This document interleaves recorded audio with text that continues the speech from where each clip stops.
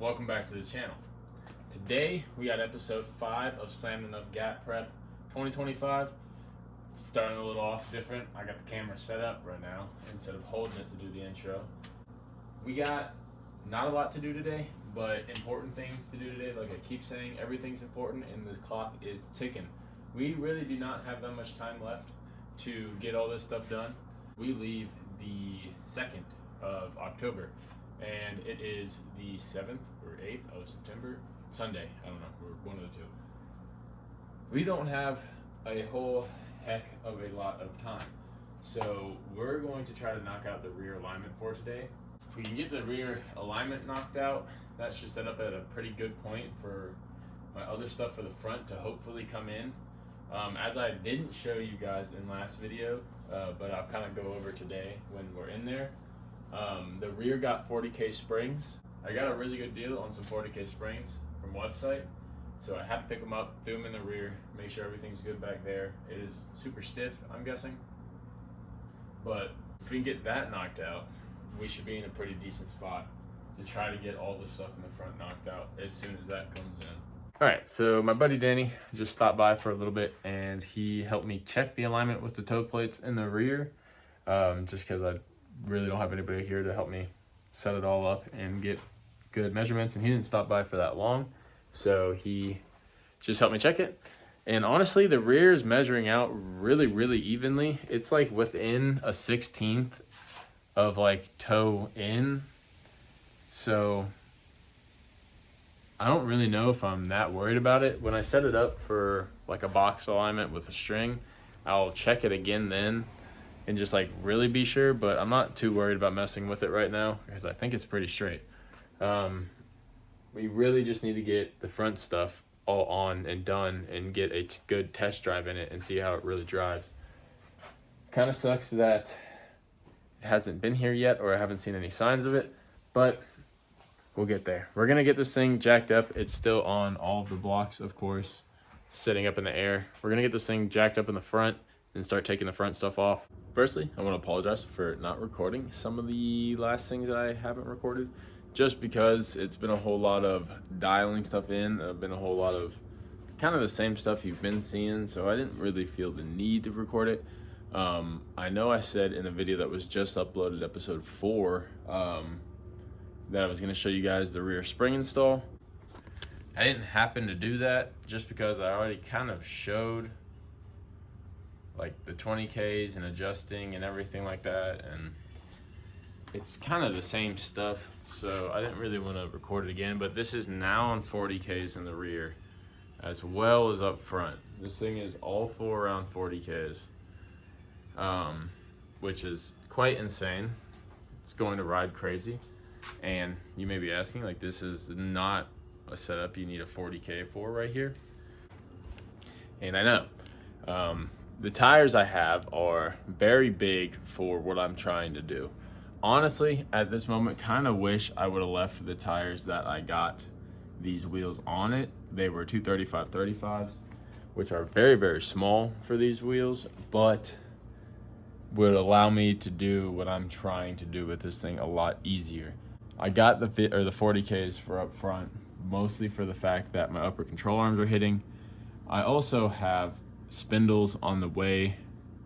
Well, not on the way yet. I ordered them 3 weeks ago and I was hoping that they'd come in a little sooner, but they're still not in shipping yet.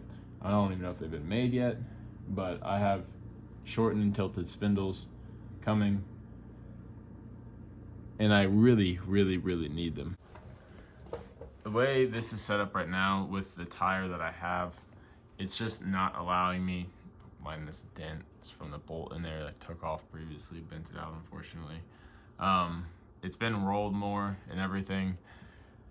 This part on these cars just do not want to come out at all. It just stays wanting to like dive back into the tire, so it's just sitting on it right now. Everything else clears plenty fine to go lower. I wouldn't be worried about it, but that is an issue. As you can see, I have a decent amount of poke, not a whole heck of a lot, but a decent. So I could cambered this in more. Hope it would work, which I think it would with a few more degrees of camber. Yes, this wouldn't look as good up here, but it would flush it up and take this off from hitting, and it shouldn't move too much.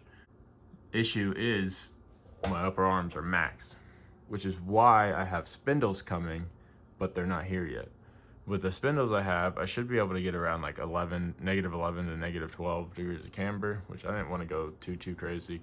So we have to make it work. I don't know exactly what this means. I'm probably going to message the people I'm getting my arms off of and get a gauge of what's going on there. If I'll have them by, you know, this coming week, I should have enough time to get them in. I'm gonna leave this side here for now and start working on the other side and try to get the other side to this point. If I can get the other side to this point and I can get my spindles in on time, I think we'll be good. I just need to camber this in and get this lower.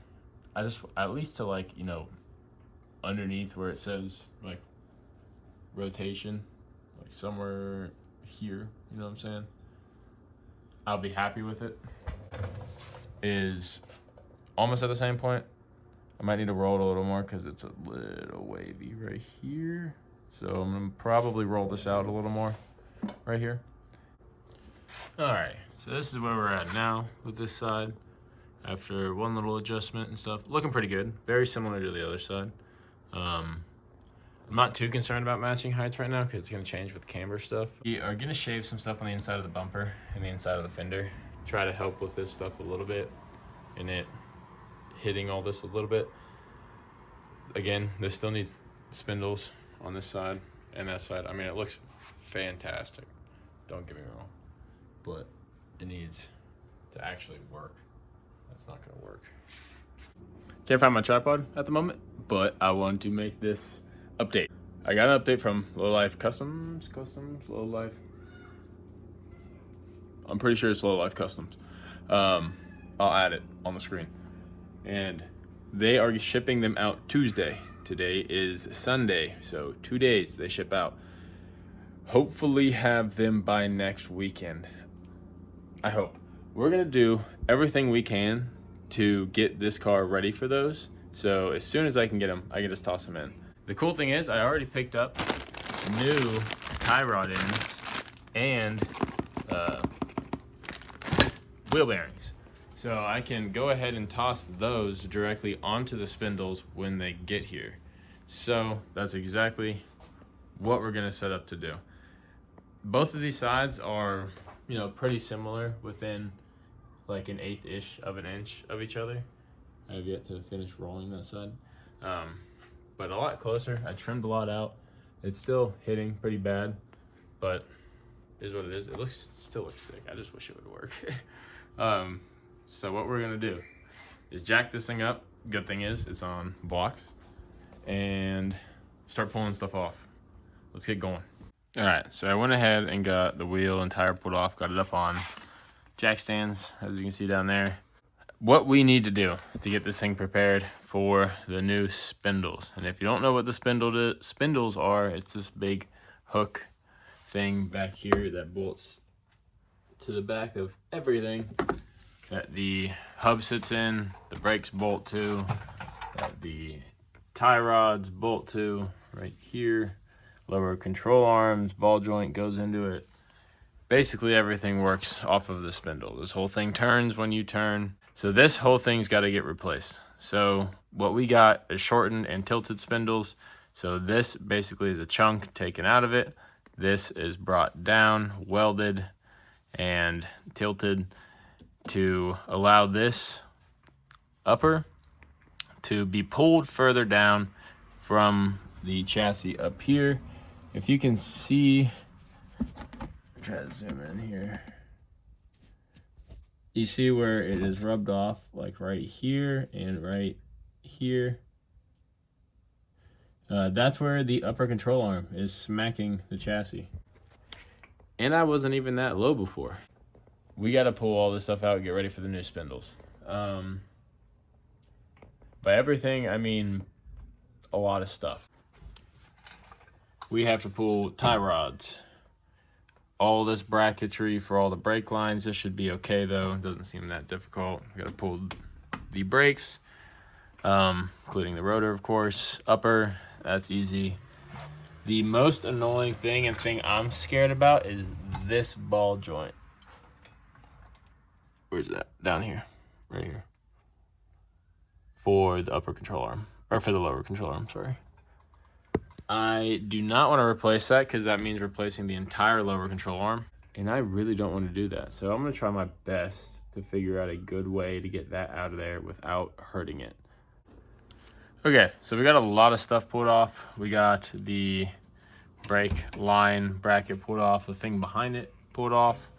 We have the brakes pulled off, castle nut off. We're about to try to beat this thing out by hitting the knuckle. That is broken loose down there. Like I said before, the biggest thing I'm concerned about is this lower ball joint. You can probably see a little bit better over here. On this side, I don't know how I'm gonna try to tackle that, but we gotta figure it out, so yeah. Everything's going smooth so far. Got the speed sensor out. That's just dangling down there to get it out of the way. I ain't gonna lie, I like having a pretty clean car. This is the first time I ever got this like pounding hammer on this thing to actually work. Just took a few good whacks and this thing came right off. Like I said, I broke it loose, so it should come right off. I didn't move the nut too much, and I'm actually going to... Okay, it's pretty stuck in place, so that's good. I hardly moved the nut. Should be able to just pull this guy right off. Cool. So one tie rod is out. Not too shabby. Honestly, looking at this, I'm hoping I can do the same and just pound, like hit this spot right here, this little dimple out with a hammer. Looking at my leg, currently scratched in the light. I'm hoping I can hit that and just pop out and save it. All right, so it's been a minute. It's probably been about 2 hours. I've been finding one ball joint, the lower ball joint, this entire time. I want to try to take the cotter pin out. Cotter pin would not, it wouldn't come out. So I had to basically break both ends off of it. And then the nut and the ball joint itself, the stud, started spinning. So there's no way to like hold the stud on this one. There's no like Allen key on the bottom. There's no way at all to hold it still, which blows my mind. Look at this contraption. Jack to the bottom of the stud of the lower ball joint, where a C-clamp clamped to the bottom of the jack on top of the lower control arm, sitting right there, to get this to stop spinning. This was hell. This was the worst ball joint I've ever had to take out. I got it, but holy shit. Well, there you have it. Whole spindle is completely out of the car, sitting right over there. This is a pain. This guy down here was the worst part. The rest of it was honestly super easy. It's just this lower ball joint. Hopefully the other side doesn't give me as much problems. If it doesn't, then the whole thing will be pretty easy. But other than that, you can slip it out of this guy if you didn't know. I mean, it's a really weird setup. Hard lines, brackets, so you can't like bend or take these guys off. Stupid. But you can slip it out of there, which is exactly what I just did. Alright, I think I'm going to wrap it up for tonight. I'm beat. Like I said, got this whole side done. I went ahead and just knocked out this side. I know I said I wasn't going to do it, but I did it anyway. I started with just the brakes and stuff, and I was like, screw it. It's not that much to take off. So, I took it off.